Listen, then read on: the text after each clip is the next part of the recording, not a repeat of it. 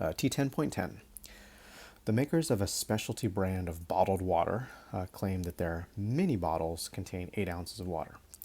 To investigate this claim, a consumer advocate randomly selected a sample of 10 bottles and carefully measured the amount of water in each bottle.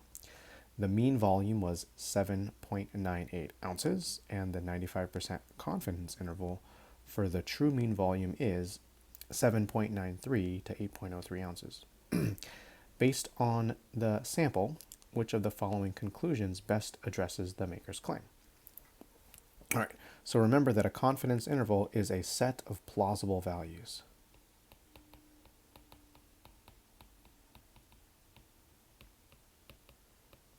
Okay. So looking at that interval, I can see that the claim made by the makers of this water bottle actually falls in that interval, right? So that means 8 ounces is a plausible value, right? There's nothing here that suggests we should discount the maker's claim. Okay. All right, let's look at the choices now. Because 7.98 is in the interval, there's convincing evidence that their claim is correct. Okay. Well, that's kind of weird. Why would they be looking at 7.98? They should be looking at 8 ounces. All right, I don't like that choice. I don't like choice B either. Okay, choice C. Because 8 is in the interval, there's convincing evidence that their claim is correct. Okay. I mean, it doesn't... So it doesn't necessarily prove that they're correct.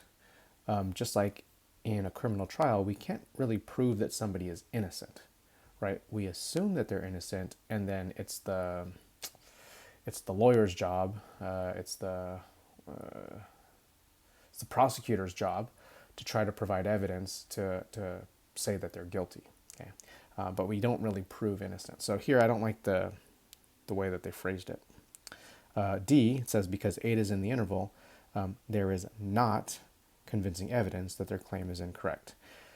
Even though from a grammar standpoint, that sounds a lot more confusing, it's actually the correct choice. Okay, so this is basically saying, so like let's write hypotheses. So the claim is that mu equals 8. The alternative is that mu is, I'm guessing, not equal to 8. Okay, so because 8 is in the confidence interval, it's a plausible value, right? Which means we fail to reject the null hypothesis. Okay, we're not saying that we accept the null hypothesis. We're not saying that the null hypothesis is true. We are simply saying that we aren't rejecting it, right? That there wasn't enough evidence to change our mind. Okay, right. And so that's the language that choice D is using, right? There's not enough evidence to say that they're incorrect. Okay, doesn't mean that they're right. Just we couldn't find enough evidence to say that they're wrong.